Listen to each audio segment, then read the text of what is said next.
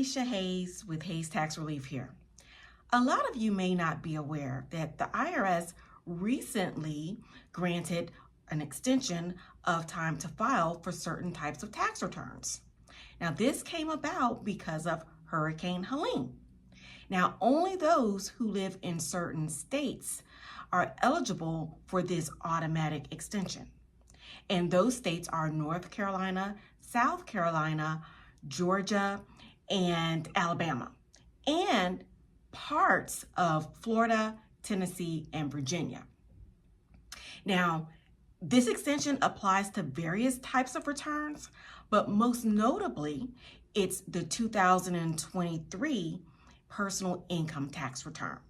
But again, there are others, but what we're going to focus on is the 2023 personal income tax return or individual income tax return.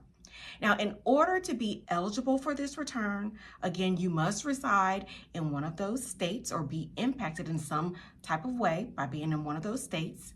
And you must have already had an extension in place, a filing extension in place by April 15th, 2024 for your 2023 return. If this is the case, you are automatically eligible, and it extends the due date to May 1st of 2025. You heard that right, May 1st of 2025. There's nothing that you need to do.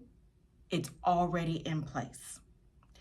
Now, remember, the IRS, they only extend the time to file, never the time to pay.